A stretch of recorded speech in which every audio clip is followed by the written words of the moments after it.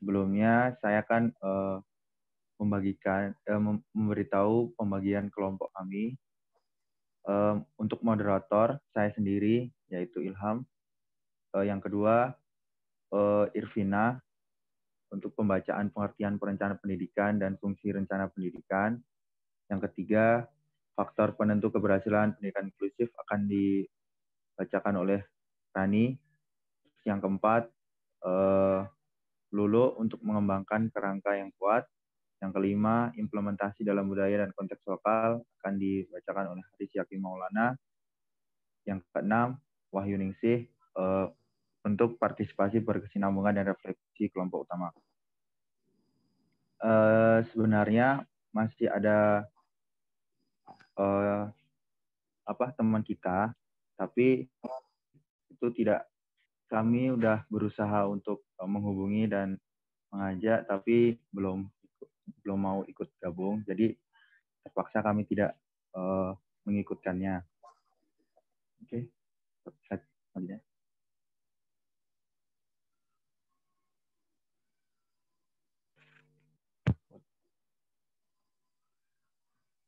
Untuk yang pertama yaitu adalah pengertian perencanaan pendidikan dan fungsi rencana pendidikan akan dijelaskan oleh Irvina. Waktu dan tempat saya persilakan.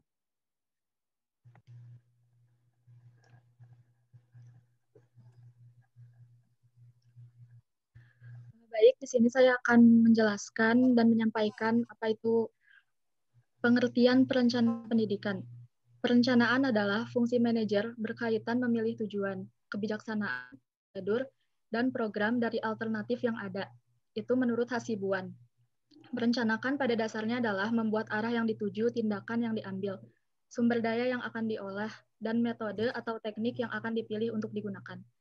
Nah, dalam dunia pendidikan ini, perencanaan pendidikan ialah proses pengambilan keputusan yang menjadi dasar kegiatan atau tindakan efektif dan efisien pada waktu mendatang.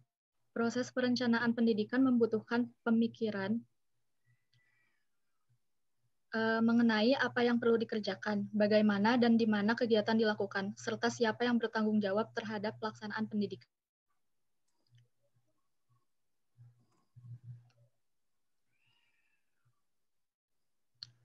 Keberadaan rencana pendidikan sangat penting untuk sekolah karena rencana pendidikan berfungsi untuk yang pertama menjelaskan dan merinci tujuan pendidikan yang ingin dicapai.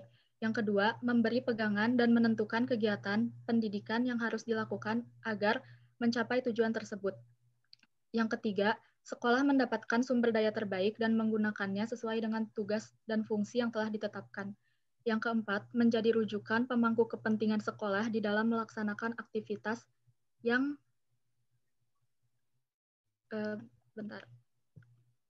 yang konsisten terhadap prosedur dan tujuan sekolah. Yang kelima, memberi batas kewenangan dan tanggung jawab bagi semua pelaksana aktivitas di sekolah. Yang keenam, memantau dan mengukur berbagai keberhasilan sekolah secara intensif sehingga menemukan dan memperbaiki penyimpangan secara dini. Yang ketujuh, memungkinkan untuk terpeliharanya sesuai antara kegiatan internal sekolah dan situasi eksternal sekolah. Yang terakhir yaitu fungsinya adalah menghindari pemborosan di sekolah.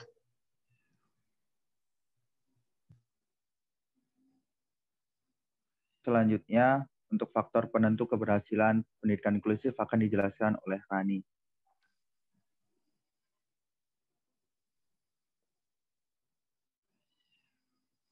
Nah, di sini menurut STAPS, pengalaman pendidikan inklusif yang berhasil itu telah menunjukkan 3 faktor penentu yang perlu diperhatikan agar implementasi pendidikan inklusif bertahan lama.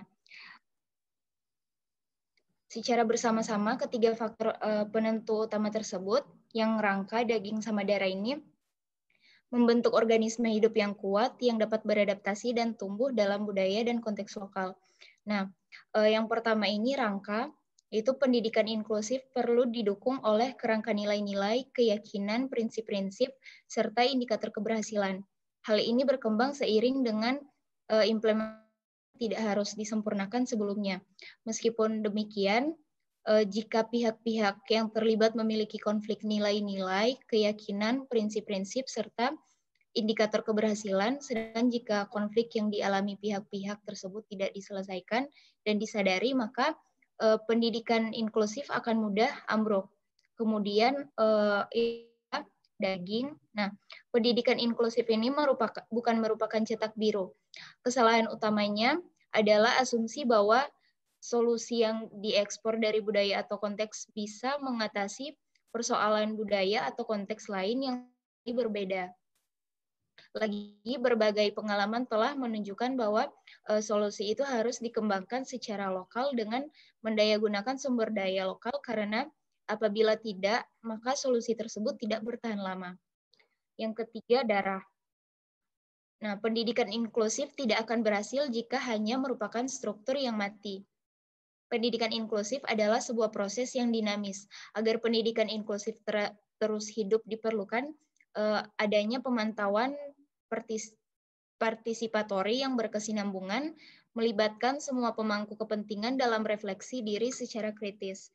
Prinsip inti dari pendidikan inklusif adalah harus tanggap terhadap keberagaman secara fleksibel, yang senantiasa berubah dan tidak dapat diprediksi. Dengan demikian, pendidikan inklusif akan tetap hidup dan mengalir.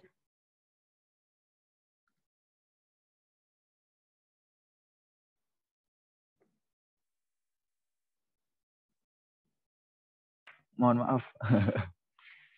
Untuk selanjutnya mengembangkan kerangka yang kuat akan dijelaskan oleh Lulu. Baik, terima kasih. Selanjutnya yaitu mengembangkan kerangka yang kuat.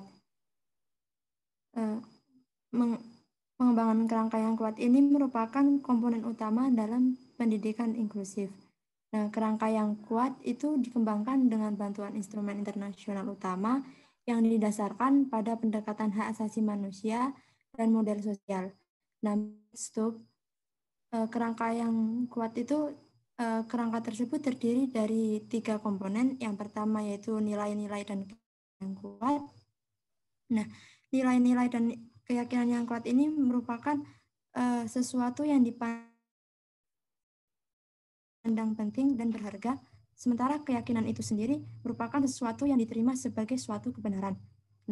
Nilai-nilai dan kuat yang mendasari pendidikan inklusif meliputi yang pertama, yakin bahwa setiap orang itu memiliki hak atas pendidikan. Kemudian, yakin bahwa anak itu dapat belajar dan membutuhkan dukungan. Jadi baik anak yang berkebutuhan khusus ataupun yang tidak, mereka itu tetap membutuhkan dukungan dan memiliki hak untuk belajar. Kemudian yang ketiga yaitu yakin setiap orang itu dapat mengalami kesulitan belajar di bidang tertentu dan waktu tertentu. Jadi yang mengalami kesulitan itu tidak hanya anak yang berkebutuhan khusus, tetapi anak normal pun juga kadang mengalami kesulitan. Kemudian yang keempat, menghargai perbedaan. Kemudian yang kedua itu prinsip-prinsip dasar atau norma dasar berperilaku. Nah, prinsip-prinsip dasar ini berakar dari nilai-nilai dan keyakinan tadi. Nah, dalam prinsip-prinsip ini lebih menentukan tindakan yang dilakukan agar terlaksana dari pendidikan inklusif itu tersendiri. Prinsip dasar itu terdiri dari mengubah sistem agar sesuai dengan anak. Artinya tidak anak yang mengikuti sistemnya, tetapi sistem itu menyesuaikan dengan kebutuhan anak. Kemudian yang kedua adalah dukungan yang tepat. Jadi misal disesuaikan dengan kebutuhan anak yang membutuhkan misal yang tidak bisa bicara itu kan butuh bahasa isyarat. Nah, seperti itu. Jadi disesuaikan dengan kebutuhan anak. Kemudian yang ketiga, lingkungan pendidikan yang aksesibel dan ramah. Selanjutnya, mengganggu serta mendiskriminasi anak penyandang cacat tidak ditoleransi. Nah, prinsip ini yang melakukan diskriminasi antara anak yang berkebutuhan khusus dengan anak normal. Selanjutnya yang ketiga itu indikator keberhasilan. Nah, indikator keberhasilan ini berfungsi untuk mengetahui seberapa jauh nilai-nilai ataupun keyakinan serta prinsip-prinsip itu dilaksanakan. Nah, indikator keberhasilan ini dikembangkan dengan yang pertama membentuk tim partisipatori, kemudian mendapatkan opini dari masyarakat. Nah, dari opini-opini masyarakat ini kita tahu bahwa pendidikan inklusif ini telah dilaksanakan dengan benar atau tidak. Kemudian yang ketiga menguraikan perilaku, keterampilan, pengetahuan serta perubahan konkret yang akan menunjukkan nilai, keyakinan dan prinsip-prinsip itu benar-benar diterapkan dan dilaksanakan.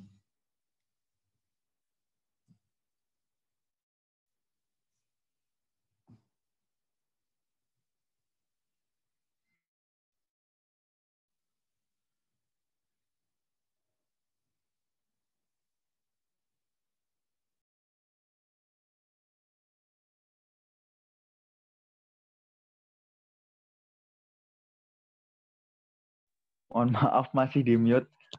Untuk implementasi dalam budaya dan konteks lokal akan dilakukan oleh Haris. Oke, implementasi dalam budaya konteks lokal itu bisa disebut dengan daging. Jika kerangka itu agar bisa menyatu dengan daging secara sempurna, maka ada beberapa faktor. Menurut Stoop, ada 3 hal yang harus dipertimbangkan agar dapat menempelkan daging pada tulang atau kerangka pendidikan inklusi. Antara lain yaitu pertama itu situasi praktis. Apa itu situasi praktis? Itu ada seperti pertanyaan-pertanyaan, apakah penerapan pendidikan inklusi itu sudah di tingkat nasional, kota, sekolah, atau bahkan masyarakat tersebut. Ada lagi pertanyaan yang bagaimana situasi saat ini terkait dengan pendidikan bagi penyandang cacat atau yang berkebutuhan khusus itu di tingkat nasional atau kota atau bahkan lokal. Yang ketiga, bagaimana perundang-undangan atau kebijaksanaan yang dikelola oleh negara atau daerah atau kota tersebut apakah sudah mendukung tentang pendidikan inklusi. Yang keempat itu hambatan. Hambatan apa yang akan dialami oleh pendidikan inklusif dalam konteks negara. Yang kedua, sumber daya yang tersedia. Sumber daya yang tersedia itu ada 2. Yang pertama itu apa saja hambatan sumber daya manusia atau hambatan keuangan mereka atau materi, pengetahuan, informasi terhadap pendidikan inklusi. Itu bisa dari peserta didiknya atau gurunya atau masyarakatnya. Yang kedua, sumber daya apa saja yang telah dimiliki oleh diri kita masyarakat. Atau masyarakat itu sudah mengetahui tentang pendidikan inklusi atau kita sendiri sebagai pengajar sudah mengetahui atau belum. Yang ketiga, faktor budaya dan konteks. Sangat penting mempertimbangkan faktor budaya dan konteks dalam merencanakan pendidikan inklusi sehingga dapat diketahui budaya dan konteks itu ada 2, yaitu faktor yang pertama itu faktor yang memfasilitasi pendidikan inklusi dan yang kedua itu faktor yang menghambat pendidikan inklusi. Yang pertama faktor yang memfasilitasi itu yaitu fokus yang kuat pada solidaritas masyarakat dan tanggung jawab sosial. Jadi masyarakat itu mendukung atas pendidikan inklusi tersebut. Yang kedua, jajaran tentang penggunaan sumber daya lokal secara penuh seringkali akibat kemiskinan dapat memfasilitasi pendidikan inklusi. Itu juga harus membantu dalam memfasilitasi pendidikan inklusi. Yang kedua, faktor yang dapat menghambat pendidikan inklusi. Faktornya peserta didik itu terlalu ditekankan kepada prestasi akademik dan ujian sehingga kurang memperhatikan tentang perkembangan peserta didik itu sendiri. Yang kedua, sistem pendidikan yaitu guru sendiri yang kurang memperhatikan kepada anak-anak yang berkebutuhan khusus sehingga akan hambatan dalam pengembangan pendidikan inklusi. Terima kasih.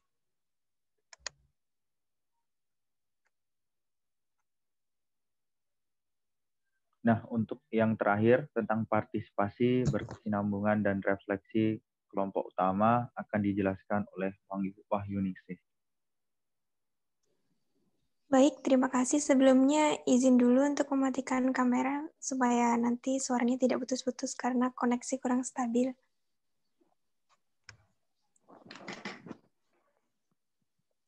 Oke. Menurut STAPS 2002, agar memastikan bahwa pendidikan inklusi tetap hidup dan tumbuh diperlakukan pertimbangan tentang hal-hal berikut. Nah, dalam pertanyaan ini implementasi itu menimbulkan beberapa pertanyaan-pertanyaan. Yang pertama, seperti siapa yang seharusnya dilibatkan. Nah, beberapa hal penting yang perlu dipertimbangkan antara lain, yang pertama adalah mengidentifikasi semua pihak yang memiliki pribadi pada pendidikan inklusif dan melibatkannya. Sejak awal seperti anak-anak, orang tua, anggota masyarakat, pemimpin masyarakat, guru, dan staf sekolah, dan profesional lainnya. Yang kedua adalah mencari kelompok paling terpinggirkan, tersisihkan, dan orang lanjut usia. Yang ketiga, memastikan keterlibatan pada administrator dan pengelolaan keuangan. Pertanyaan yang kedua, next. Yaitu bagaimana partisipasi dapat dicapai adalah untuk ada beberapa pelajaran penting yang bisa ditarik dari pengalaman dengan pendekatan partisipatori, antara lain yang A, agar partisipasi sungguh-sungguh dan bukan sesuatu yang semu, diperlukan komitmen yang kuat dan praktis terhadap nilai-nilai yang mendasarinya. Yang B, adanya kemauan sendiri untuk mendengarkan kritis terhadap diri sendiri. Yang ketiga, pengetahuan dan persepsi lokal harus dihargai dan dimanfaatkan. Yang terakhir, menggunakan sebanyak mungkin berbagai jenis pendekatan pembelajaran. Pertanyaan yang ketiga yang sering muncul adalah kapan dan dalam hal apa partisipasi digunakan?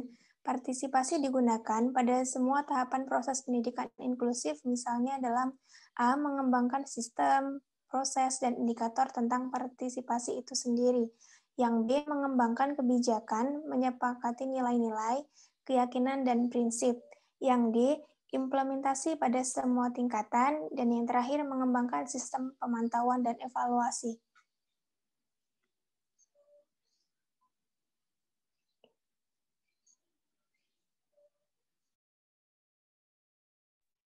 Nah, mungkin itu tadi presentasi dari kelompok kami.